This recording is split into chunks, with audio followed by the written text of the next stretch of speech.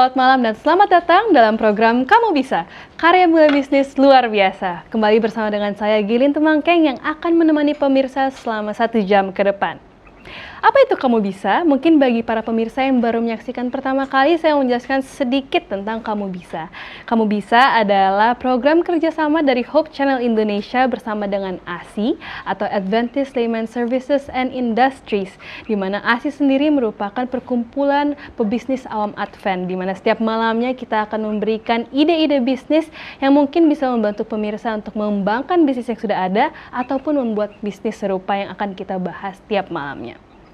Untuk itu, setiap malamnya kita akan memiliki topik yang menarik, di mana pada malam hari ini kita akan membahas mengenai mengoptimalkan budidaya sirsak di tanah terbatas atau di lahan terbatas, di mana tentunya akan ada narasumber praktisi dan ahli yang menemani kita sepanjang 1 jam ke depan. Narasumber praktisi pada malam hari ini adalah Ibu Idauli Simbolon Limbong. Boleh kita sapa kepada para pemirsa yang sudah hadir malam hari ini, Bu Ida. Selamat malam pemirsa Hope Channel dimanapun berada. Selamat malam Gelin. Selamat malam juga para narasumber ahli. Ada Pak John Lin, Bu Joanna, dan Pak Jakaria. Selamat malam. Selamat malam semuanya. Selamat malam. Baik. Ada juga seperti yang sudah Ibu Ida sebutkan, narasumber-narasumber ahli, yaitu di sini ada Bapak John Lee Moran. Selamat malam Pak John Lee. Gailin, teman-teman narasumber, selamat malam pemirsa dimanapun berada. Salam sehat untuk kita semua. Selamat malam Pak John Lee. Berikutnya ada Bapak Zacharias Hukom. Selamat malam Pak Hukom. Apakah sudah terhubung?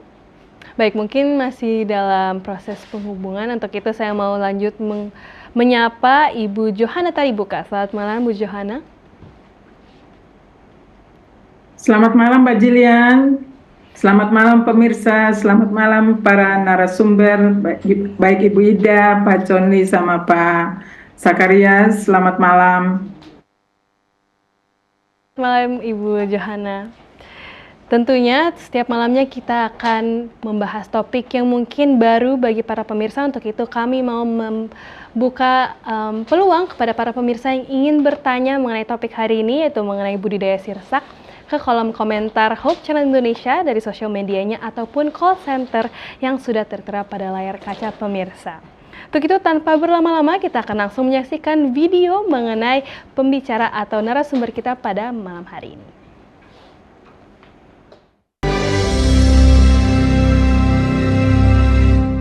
Selamat sore kepada seluruh pemirsa Hope Channel dimanapun berada. Perkenalkan, saya Idauli Simbolon dari Bandung. Saya bekerja di Fakultas Ilmu Keperawatan Universitas Advent Indonesia yang ada di Bandung ya. Di sela-sela kegiatan sebagai dosen, saya senang berkebun di belakang rumah, di sekitar rumah ya, baik di samping, di depan. Kami menanam pohon buah-buahan, tanaman sayur, dan juga tanaman hias atau bunga ya.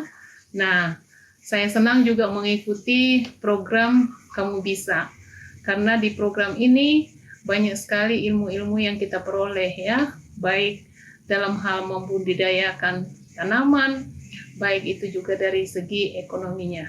Oleh karena itu, ikuti selalu program Kamu Bisa di Hope Channel Indonesia.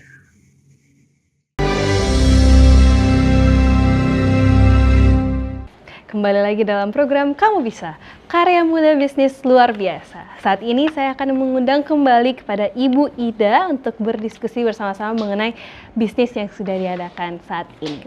Selamat malam kembali Ibu Ida. Selamat malam Gelin. Selamat malam. Baik Ibu, saya mau bertanya, kenapa Ibu memilih buah sirsak untuk dibudidayakan? Kira-kira ada tujuan khusus atau mungkin ada khasiat lain yang mau Ibu kembangkan makanya memilih buah sirsak? Oke, terima kasih pertanyaannya Gelin. Ya, jadi dari kecil sebenarnya ya, dari kecil kami itu sudah punya beberapa pohon sirsak ya. Jadi ayah saya juga adalah seorang petani, jadi banyak menanam pohon-pohonnya termasuk pohon sirsak. Yang saya ingat pohon sirsak kami ini banyak sekali buahnya ya, dan kami sekeluarga tidak bisa menghabiskannya. Ya, sering sekali itu buah sirsak itu terbuang dan dimakani burung karena tidak habis ya. Karena pada masa yang lalu itu masyarakat kita belum begitu tahu tentang nutrisinya sirsak dan tidak mau menggunakan uang untuk membeli sirsak kan gitu ya. Karena dulu sepertinya sirsak itu bukanlah buah yang spesial gitu. Ya, jadi banyak sirsak di desa kami dulu ya terbuang ya, tidak dimakan malah.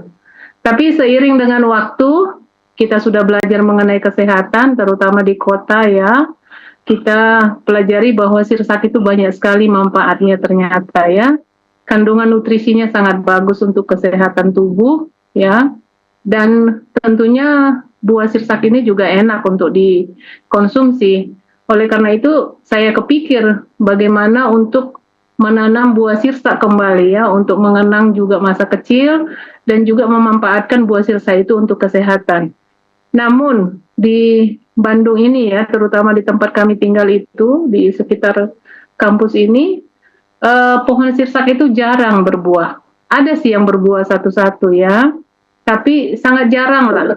Oleh karena itu, saat kita punya sedikit lahan di luar kampus, kita coba tanamin sirsak, dan ternyata subur dan berbuah lebat ya. Jadi dan terutama di kebun itu sudah ada sebetulnya sebelumnya sirsak, dan karena buahnya banyak jadi kita kepingin untuk menambah jumlah pohonnya ya, jadi kita tanamin juga beberapa pohon lagi di luar yang sudah ada ya. Jadi itu yang mendasari kenapa saya menanam pohon sirsak lagi ya, karena ingat masa kecil dan juga ingat bahwa sirsak itu banyak sekali nutrisinya. Terima kasih ya, Gilin. Terima kasih Bu Ida kembali.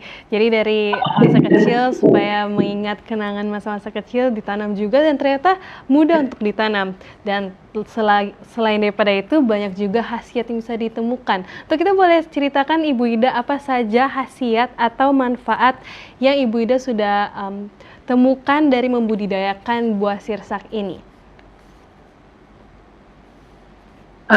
Terima kasih Gelin. Ya, nanti boleh ditambahkan sama narasumber ahli ya.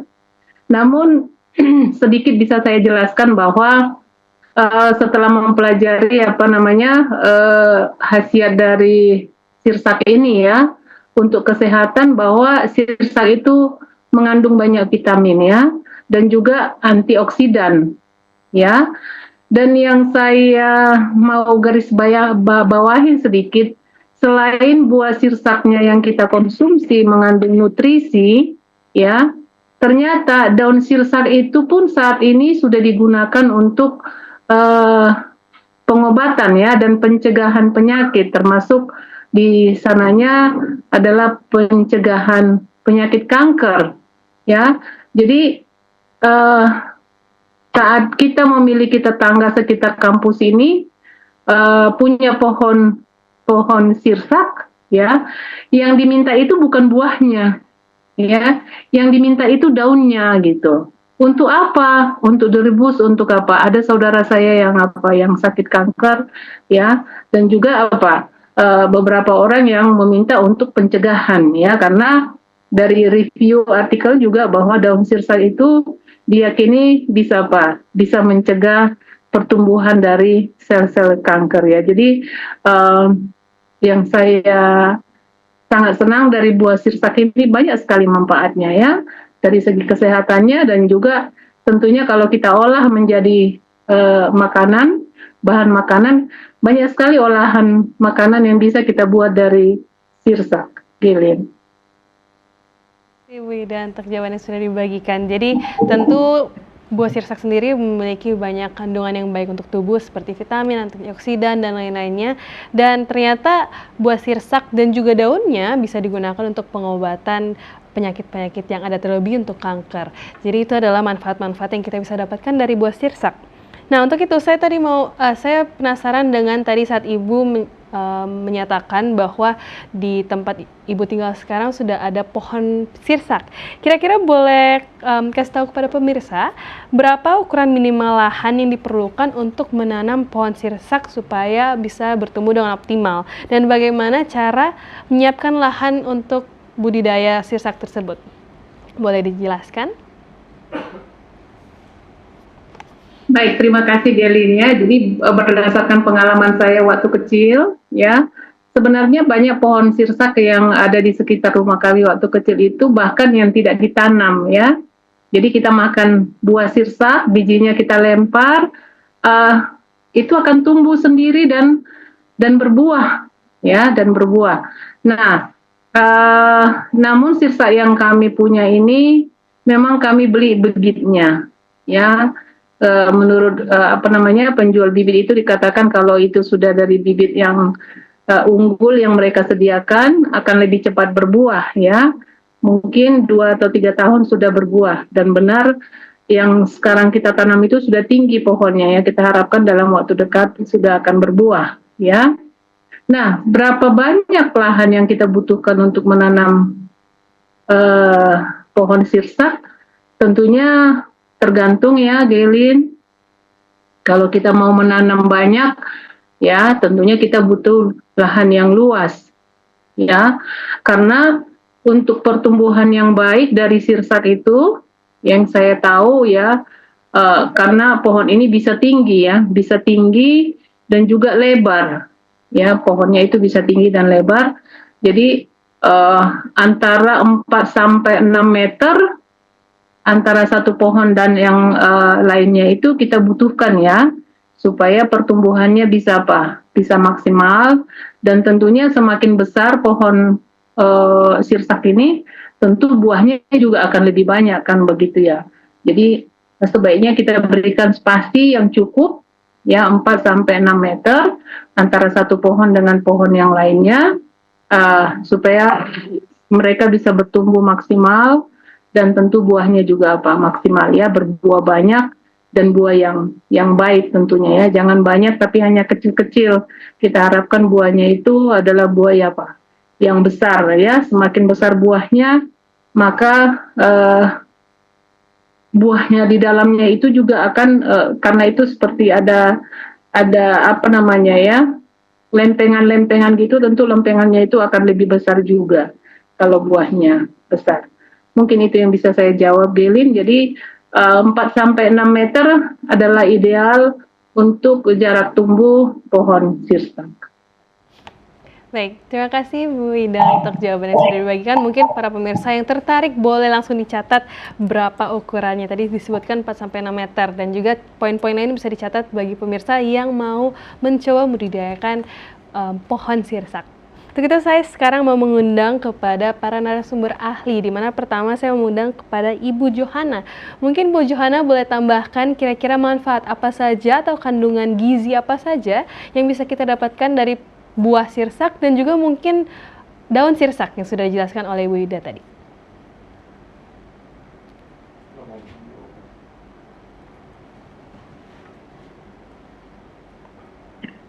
Baik, Mbak Gideon. Terima kasih.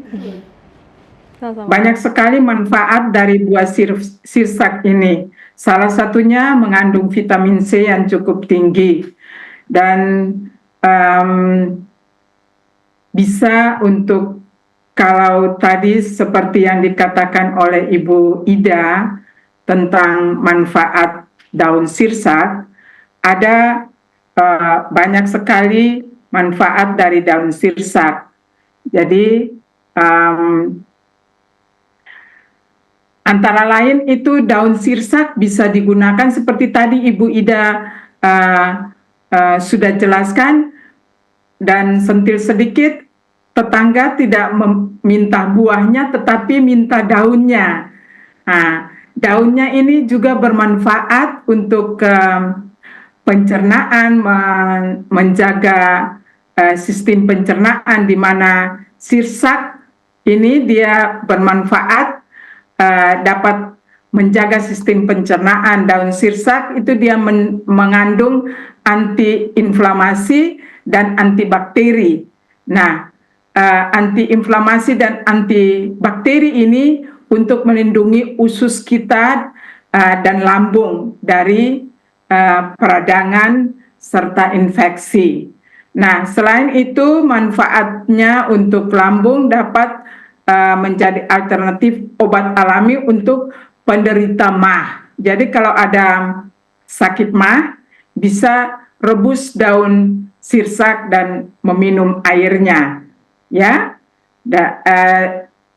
ini juga dia menghilangkan rasa sakit pada MAH kita, penghilang rasa sakit. Nah, tentu saja dengan meminum daun sirsak ini dia mempercepat proses penyembuhan penyakit MAH. Nah, tetapi bukan saja itu, dengan yang tadi bilang antibakteri dan antiinflamasi itu di dalam pencernaan kita itu banyak mikroflora di dalam usus, sehingga pada saat kita meminum air rebusan dari daun sirsak itu dia menjadi herbal, obat herbal untuk mengimbangi mikroflora yang ada di dalam usus kita, sehingga mencegah gangguan pencernaan. Nah, selain itu rebusan daun sirsak ini juga dia bermanfaat untuk mencegah penuaan dini. Kenapa? Karena dia mengandung antioksidan seperti vitamin C dan acetogenin. Ya, jadi sangat berperanan penting dalam kedua vitamin ini. Dia berperanan penting dalam kerusakan sel. Jadi antioksidan ini dapat memperlambat tanda-tanda penuaan seperti keriput, kemudian garis-garis halus pada kulit kita. Jadi kalau kita minum daun sirsak, rebusan daun sirsak itu secara rutin dapat membantu mempertahankan elastisitas kulit dan mencegah kerusakan kulit akibat paparan radikal bebas. Kemudian sinar UV, polusi udara, dan juga terhadap paparan akibat asap rokok. Nah,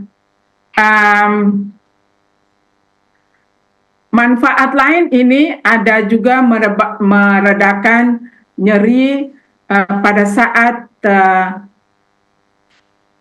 menstruasi, ya. Nah, ini manfaatnya banyak sekali. Kemudian bisa juga untuk menurunkan berat badan. Nah, menjaga gula darah, kemudian mengontrol tekanan darah.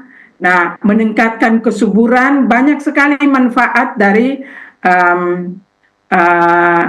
rebusan daun sirsak ini. Kemudian juga ada satu manfaat lain yang tadi Ibu Ida sudah katakan, bahwa dia sebagai anti cancer, ya. Jadi kalau kita mengkonsumsi rebusan daun sirsak itu ada beberapa manfaat yang kita dapatkan. Salah satunya anti kanker, kemudian penuaan dini, dan lain-lain. Saya kira demikian. Saya tambahkan satu lagi. Selain itu, bagi manusia, manfaat dari daun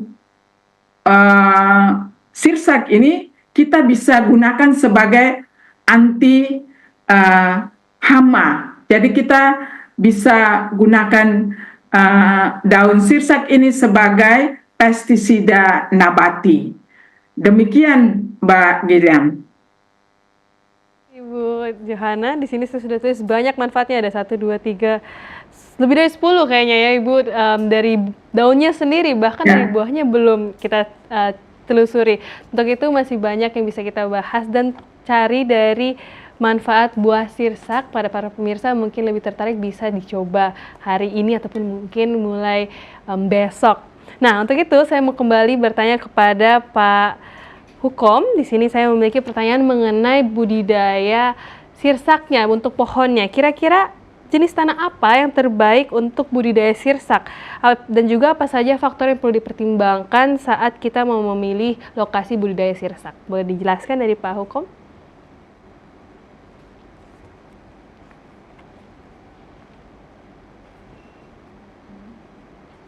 Mendengar suara saya? Ya, terdengar. Halo?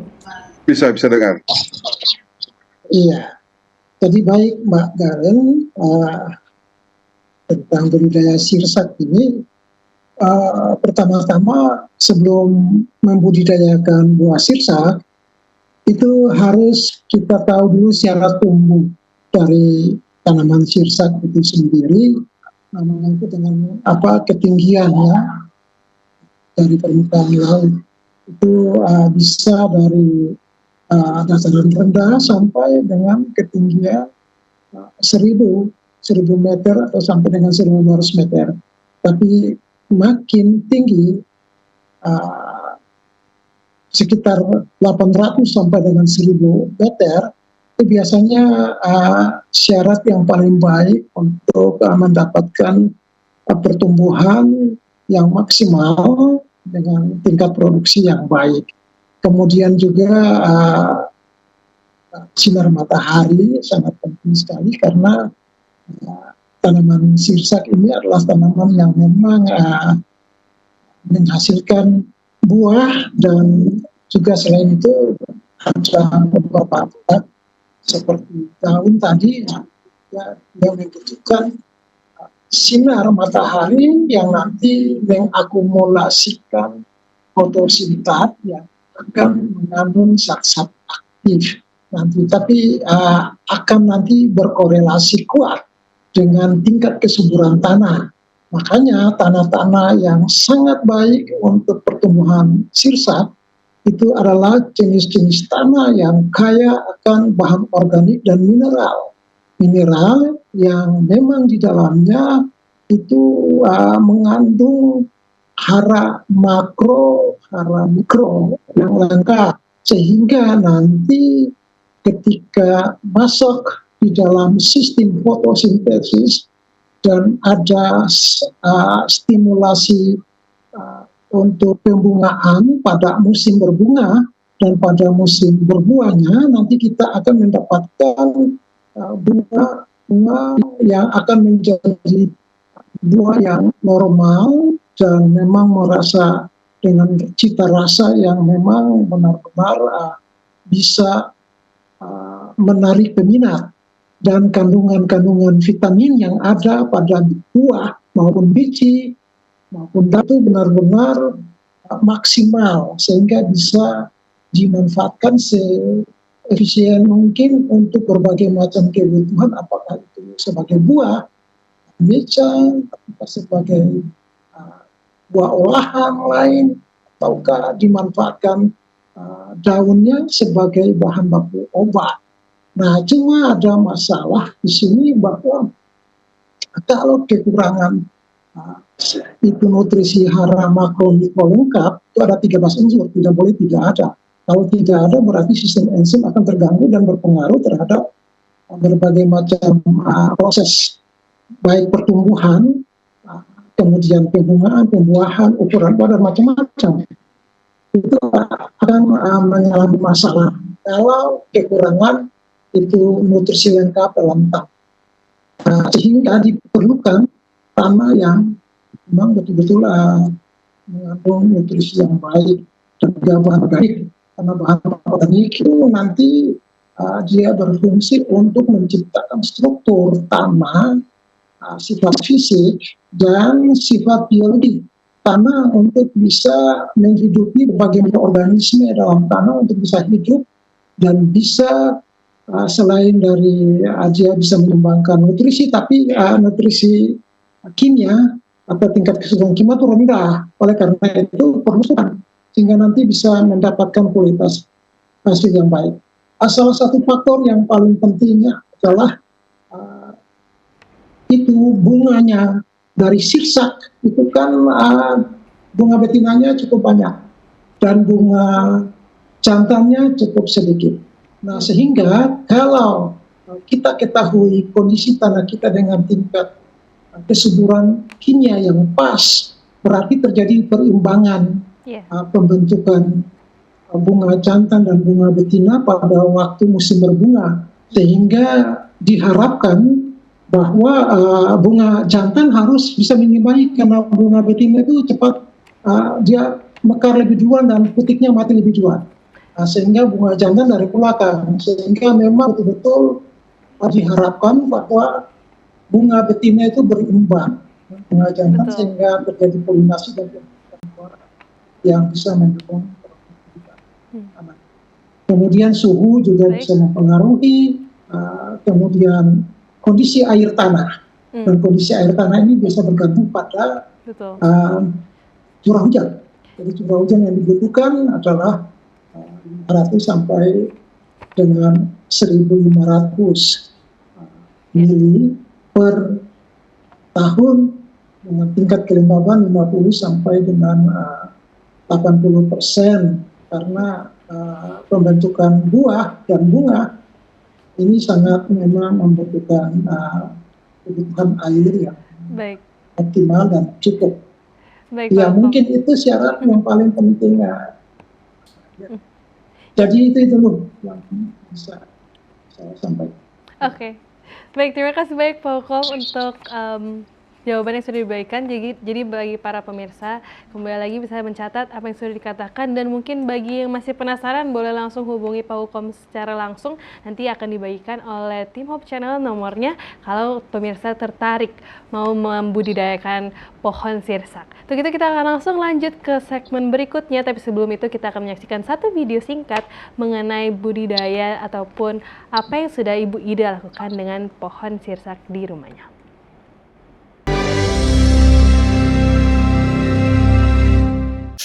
Kali ini kita mau buat jus sirsak, ya, puding, dan juga yang lainnya ya. Mudah-mudahan bisa menambah ide untuk berkreasi dalam menggunakan sirsak. Oke, bahan-bahannya adalah tentunya sirsak ya, buah naga, stroberi, lalu biji selasi ya. Biji selasinya ini saya sudah rendam dengan air panas, bubuk agar-agar ya, lalu 2 sendok makan susu kental manis. Jangan lupa juga kita butuh 2 gelas air ya. Kita mau blender sirsaknya ya. Oke, lalu kita tambahkan dengan 2 gelas air. Oke, susu kental manis.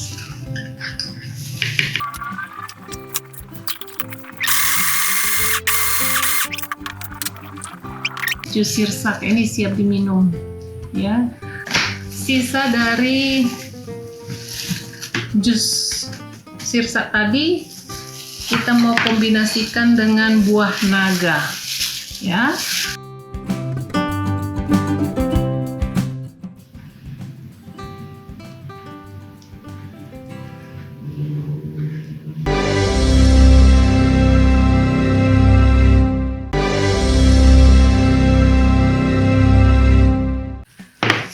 Jadi sebagian dari ini sirsak ini akan kita buat jadi puding ya. Bahannya sirsak yang kita sudah blender, kita tambahkanlah segelas air juga ya. Oke, tambahkan bubuk jelly tadi ya, kita aduk sampai rata ya. Oke. Lalu kita tambahkan bukan bubuk ya, biji selasi yang sudah kita sudah kita rendam pakai air panas ya. Ini siap untuk kita masak ya. Kita masak dengan api yang sedang saja, tidak perlu tidak perlu terlalu mendidih karena semua airnya sudah matang. Kalau pudingnya sudah sedikit lebih kental, kita kasih buah di atasnya ya, buah stroberi supaya kelihatan lebih menarik dan lebih segar ya. Oke. Ini. Ya. Kita sudah kasih stroberi di atasnya.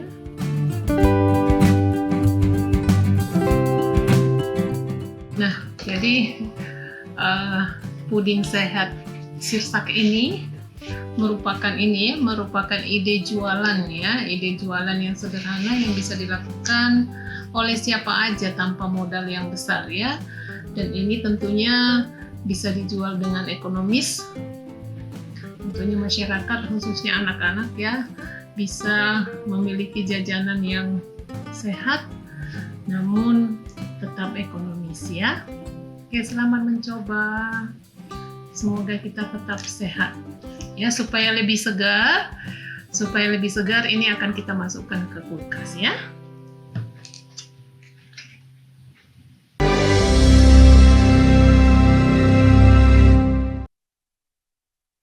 Kamu bisa karya mulia bisnis luar biasa. Kembali dengan topik budidaya sirsak. Saya mengundang kembali Ibu Ida untuk berbincang-bincang bersama-sama menjawab pertanyaan yang sudah masuk.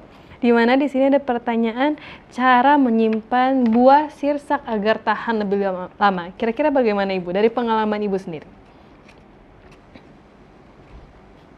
Oke, terima kasih Gelin pertanyaannya. Jadi menyimpan sirsak yang lebih aman itu adalah di frozen sebenarnya ya, di freezer. Karena buah sirsak ini adalah buah yang gampang busuk ya. Jadi kalau kita sudah panen ya, dalam keadaan tua dan kita biarkan di suhu ruangan, dia mudah busuk ya. Pengalaman saya, walaupun saya masukkan di kulkas ya, itu juga tidak bertahan lama. Ya, namun kalau buah sirsak ini kita kupas, lalu kita pisahkan bijinya tentunya ya, lalu kita masukkan di freezer, itu bisa tahan berbulan-bulan. Ya, bisa tahan berbulan-bulan. Jadi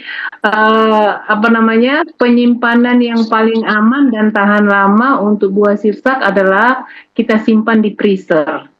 Ya, tentunya kita masukkan di mana? Di plastik ataupun kontainer yang kedap udara ya. Jadi kalau dia kedap udara itu akan lebih lebih segar dan tahan berbulan-bulan. Pengalaman saya simpan dia di kontainer ya. Jadi saya simpan dalam kontainer yang tipis saja. Jadi waktu kita mau membutuhkannya kita bisa potong ya. Atau kalau memang kita mau kita bisa buat dalam bentuk individual.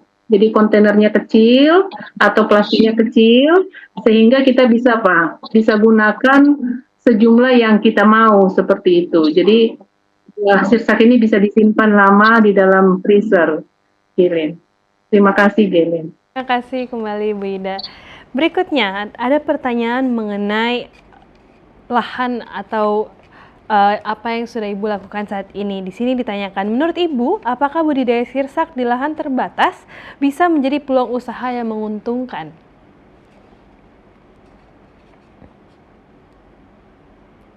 Terima kasih banyak.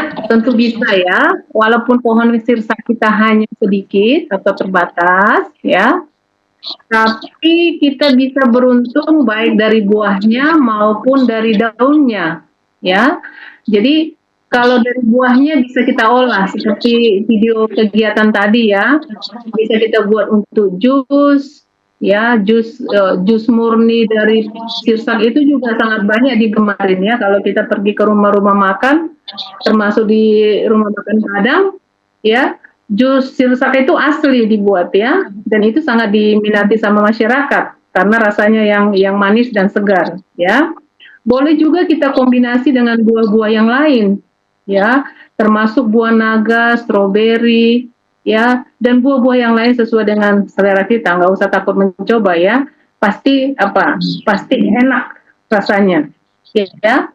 Selain itu bisa dibuat puding. Ya, seperti tadi saya coba menghitung ya. Kalau kita punya 1 kilo sirsak dan kita olah menjadi puding, ya, itu bisa menghasilkan 28 pack. Sementara saya coba hitung-hitung tadi dengan modal yang saya gunakan tadi ya, 1 kilo sirsak itu dan membuat puding 28 pack itu modalnya itu hanya 61.000 ya. Artinya satu pack itu harganya murah 2.000-an gitu ya. Tapi ini bisa kita jual ya, misalnya 10.000 itu untungnya sudah sangat banyak ya, sudah sangat banyak. Dan juga bisa juga untuk anak-anak, untuk kemasan yang lebih kecil, misalnya kita buat seperti es lilin ya. Saya coba juga kemarin buat es lilin dari campuran buah sirsak dan buah naga itu. Saya masukkan ke plastik-plastik kecil, saya bekukan di freezer ya. Setelah beku, saya coba, enak juga gitu ya. Anak-anak kan suka, yang tidak suka makan sirsak secara langsung, bisa makan sirsak dengan melalui es buah tadi ya. Dan itu modalnya kecil ya. Jadi kalau misalnya kita jual juga untuk anak-anak di sekitar itu 2.000 per bungkus, kita pasti punya untung banyak. Jadi kreasi sirsak ini sangat menjanjikan ya. Lalu saya coba review juga, selain buahnya yang kita bisa frozen ya, harga sirsak itu 1 kilo itu antara 25 sampai bahkan ada sampai 50 ribuan ya. Kalau kita bersihkan kulitnya, kita sudah buang bijinya dan kita sudah bekukan, harganya bisa lebih mahal ya, bisa berlipat ganda.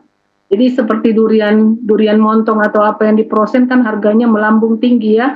Ternyata sirsak ini juga bisa diproses dan dijual dalam bentuk proses dan harganya akan lebih mahal. Yang lebih mahal justru adalah daunnya, Gaylin. Saya lihat ekstrak daun sirsak itu ya sangat mahal, sampai ratusan ribu ya. Tapi mungkin untuk pengolahannya mungkin bisa saya dibantu dengan narasumber lain, lebih rumit ya daripada mengolah buah sirsak itu sendiri. Tapi ekstrak daun sirsak itu sudah dijual juga di pasaran dengan harga yang fantastis ya. Jadi lahan yang kecil ya, mau berapa pohon itu, 2 pohon atau 3 pohon, kalau buahnya sedang panen kita olah pasti bisa menghasilkan uang lebih besar dibanding kalau kita jual buahnya itu sendiri. Mungkin itu bisa saya jelaskan, Gaylin. Baik, terima kasih Ibu Ida untuk sharingnya. Semoga pemirsa juga bisa mencatat dan juga menot apa yang bisa diambil dari apa yang Ibu sudah bagikan. Berikutnya, saya mau bertanya kepada Bapak John Lee. Di sini pertanyaannya adalah mengenai strategi pemasaran. Kira-kira apa strategi pemasaran yang efektif untuk menjual hasil panen sirsak di zaman ini? Ya, jadi sebetulnya saya sudah lama menanam sirsak ya, ada di 2 lokasi. Ada lokasi yang 10 meter di atas permukaan laut, tapi ada juga yang di lokasi 150 meter di permukaan laut. Tidak terlalu berbeda produktivitas pohon sirsak ya, jadi berbuah lebat dengan memberikan pupuk organik ya, seperti yang dianjurkan Pak Hukum. Jadi harus terpenuhi nutrisi untuk pohon sirsak, maka dia akan menghasilkan buah-buah yang bagus. Dan ada pohon sirsak yang saya tanam sudah berumur 8 tahun dan sampai saat ini berbuah lebat ya. Dan beberapa hari lalu saya petik, kemudian dapatkan buah yang beratnya mencapai 3 kilo ya. Buah sirsak yang beratnya capai 3 kilo. Dan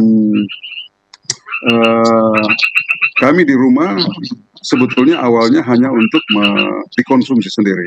Tapi karena permintaan itu ada saja, jadi kami membuat beberapa kemasan. Jadi ada buah sirsak segar yang dijual, tapi ada juga yang buah sirsak yang diolah dalam bentuk frozen atau buah sirsak yang sudah dipisahkan dari kulitnya dan bijinya, kemudian di packing dalam plastik, kemudian dikemas 1 kilo. Dan biasanya kami menjualnya 1 kilo itu sebesar 25.000. Nah, kemudian ada juga yang kami buat dalam bentuk es lilin, ya. Tapi itu murni bahan daging buah sirsak, kemudian kita tambah sedikit air dan sirup leci, ya, yang warna putih, sehingga menarik, dan itu diminati oleh konsumen, ya, walaupun harganya hanya 2.000 satu buah es lilin, tetapi sangat luar biasa, ya, peminat banyak. Nah, pemasarannya kita hanya ya kita punya display, tapi juga lewat media sosial, kemudian kita tawarkan dan stoknya habis terus, ya, Tapi yang paling sering dibeli adalah buah sirsak segar. Kami pajang dia di display, ada pepaya California, ada nanas di sana, sehingga semua itu laku terjual. Jadi sebetulnya budidaya sirsak ini tidak terlalu sulit, ya. Kalau satu kali tanam dia akan terus tumbuh sampai dengan dia berbuah. Jadi pengalaman saya 2 tahun dia mulai berbuah, kemudian terus menerus dia berbuah sampai sekarang ada yang 8 tahun. Dan kunci utamanya adalah dia harus kena matahari penuh dari pagi sampai sore. Makanya jarak tanam juga kita perlu rubah, karena tempat saya itu ada pepaya, ada nanas, makanya jarak tanam untuk sirsak itu sekitar 10 meter, sehingga dia mendapatkan matahari penuh pada waktu pagi dan pada waktu sore juga mendapatkan matahari penuh. Dan hasil dari paparan matahari penuh membuat rasa nanas itu sangat manis. Jadi biasanya kalau kita belah sirsak yang sudah masak, kemudian kita konsumsi langsung, itu terasa manis betul, ya. Tidak perlu menggunakan gula tambahan, tapi langsung dikonsumsi dalam bentuk segar. Itu sangat luar biasa. Dan prospek bisnis ke depan saya kira seperti yang Ibu Ida sudah sampaikan tadi, kita tinggal membuat inovasi, kemudian harus kreatif dalam membuat kemasan, mengolahnya dengan berbagai macam produk. Apakah seperti tadi, ya, jelly, kemudian ada jus, kemudian ada es, dan biasanya kalau kami ada potluck, kami keluarkan dari freezer, kemudian dibuat sirup dalam jumlah banyak, satu termos yang mungkin sekitar 20 liter, ya, dan itu bisa dikonsumsi oleh banyak orang. Jadi untuk pesta-pesta, saya kira dengan buah sirsak sudah sangat membuat peminat itu akan menjadi puas. Saya kira demikian, Gailen. Baik, terima kasih banyak Pak John Lee untuk jawaban yang sudah dibagikan, di mana tentu buah sirsak memiliki banyak manfaat dan juga kalau disantap enak dan bisa beragam. Seperti yang Pak John Lee bilang juga kalau di acara banyak orang pasti akan memilih buah atau es sirsak yang disajikan. Untuk itu bagi pemirsa yang berminat, mungkin bisa langsung tanyakan kepada Ibu Ida juga cara-cara tips and tricks untuk memulai budidaya pohon sirsak, dan juga bisa bertanya kepada para ahli bila mau menambahkan ilmu mengenai cara penanaman atau memilih tanah yang baik dan sebagainya. Untuk itu kita akan langsung melanjutkan segmen berikutnya, di mana kita akan menyaksikan satu video tentang UIKB atau Uji Ilmu Kamu Bisa.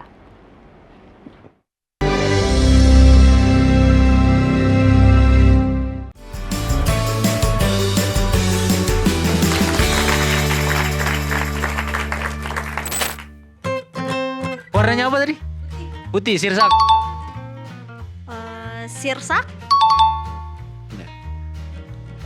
Pasti temennya nangka, sirsak. Sirsak! apa jadi obat tradisional Ah. ya. A. Bunga, B. Daun, C. Akar, D. Kulit batang.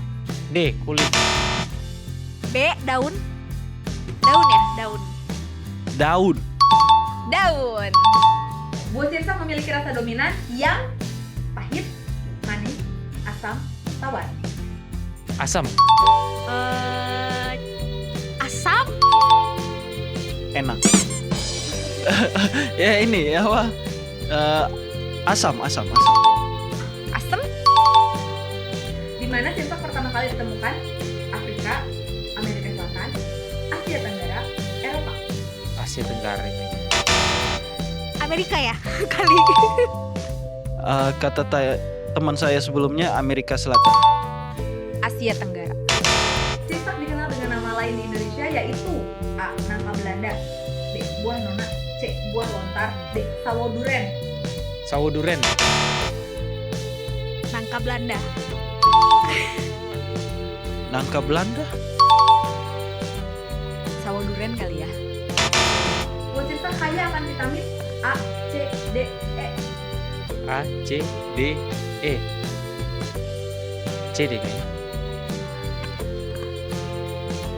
Vitamin C. Vitamin C. Vitamin C. Kata teman saya sebelumnya juga vitamin C. C karena asam kayaknya. Daerah tropis. Saksikan Kamu Bisa, Karya mulia bisnis luar biasa. hanya di Hope Channel Indonesia.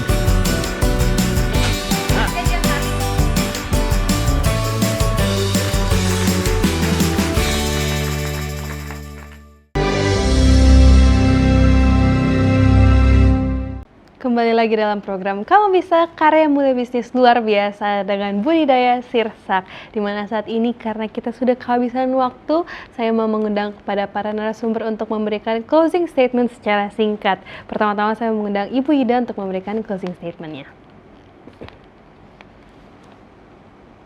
Oke, yang bisa saya sampaikan sebagai closing statement, khususnya untuk tanaman sirsak ini, para sahabat-sahabat saya, terutama ibu rumah tangga, ya, jangan segan-segan untuk menanam buah sirsak, ya, apalagi kalau kita berada di daerah yang cocok menanam pohon sirsak. Jadi lahan-lahan maupun lahan yang sempit jangan dianggurkan, tapi ditanam buah sirsak. Nanti kalau sudah panen kita bisa berkreasi dan bisa menambah pundi-pundi ya, atau tabungan dari keluarga lah ya, sehingga ekonomi kita itu bisa lebih baik ya, karena kalau kita stabil secara ekonomi, kehidupan kita juga akan lebih baik dan lebih sejahtera. Jadi semangat terus untuk membudidayakan pohon sirsak. Baik, terima kasih Ibu Ida untuk closing statement yang sudah diberikan. Berikutnya kepada Ibu Johana Taribuka.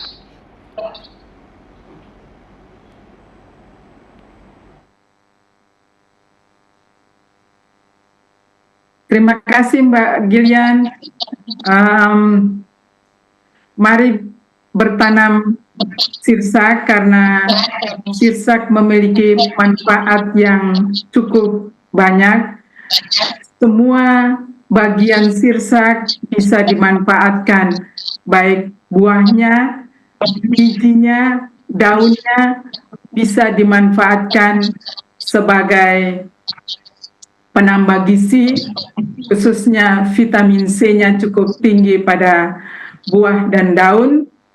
Kemudian daun dan bijinya bisa digunakan sebagai pestisida nabati dan juga bisa menjadi obat bagi yang bermanfaat bagi manusia dari daun sirsak. Mari sekali lagi kembangkan hobi bertanam supaya menjadi manfaat bagi kita semua. Terima kasih. Terima kasih Bu Johana. Berikutnya kepada Bapak Hukom.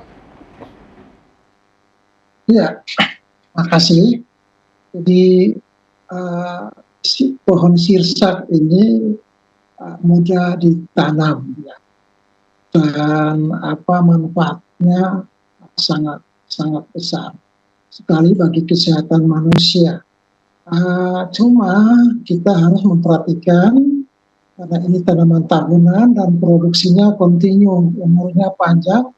Jadi pada tempat di mana diusahakan atau dibudidayakan tanaman sirsak, setiap panen itu harus memperhatikan dia punya tingkat kesuburannya. Jadi harus ditambahkan nutrisi ataupun juga bahan-bahan organik di dalam tanah atau di bawah pohon sirsak itu sehingga produksinya tetap banyak dan kualitas baik buah, daun, dan juga bagian-bagian yang digunakan untuk perawatan kesembuhan kesehatan manusia. Terima kasih. Baik, terima kasih kembali kepada Pak Hukom. Dan terakhir kepada Pak John Lee. Para pemirsa yang mau untuk membudidaya sirsak, silakan, mempunyai manfaat yang sangat luar biasa sebagai sumber gizi yang kaya, lalu bisa mencegah dan mengobati berbagai macam penyakit, tetapi juga mempunyai potensi yang sangat besar untuk dibisniskan. Dan kalau kita hitung-hitungan, ya tidak pernah akan rugi kalau kita mau berbisnis buah sirsak. Demikian, silakan memulai, dan Ibu Ida sudah melakukannya, kita tinggal mereplikasi bisnis-bisnis yang sama seperti yang sudah dilakukan oleh Ibu Ida. Pak John Lee untuk closing statement yang sudah diberikan, dan juga banyak terima kasih kepada para narasumber yang sudah hadir pada malam hari ini memberikan banyak insight dan juga sharing pengalaman dari budidaya pohon sirsak. Untuk itu sekali lagi saya mengucapkan baik terima kasih kepada Ibu Idauli Simbolon Limbong, kepada Bapak John Lee Waran, kepada Bapak Zakarias Hukom, dan juga Ibu Johanna Taribuka. Dan juga saya mengucapkan banyak terima kasih kepada seluruh pemirsa yang sudah hadir pada malam hari ini menyaksikan program Kamu Bisa. Semoga apa yang sudah kita bagikan bisa menjadi berkat dan juga bisa menjadi ide bisnis bagi pemirsa yang menyaksikan. Dan terakhir saya juga mengucapkan baik terima kasih kepada kru Host Channel yang sudah menayangkan acara Kamu Bisa pada malam hari ini. Untuk itu akhir kata, saya bersama dengan seluruh kru Hope Channel yang bertugas pada malam hari ini pamit undur diri. Kita akan bertemu lagi di acara Kamu Bisa minggu depan di jam yang sama, di hari yang sama juga. Karena Ibu Idauli bisa, pasti kamu bisa. Karya Mila Bisnis luar biasa.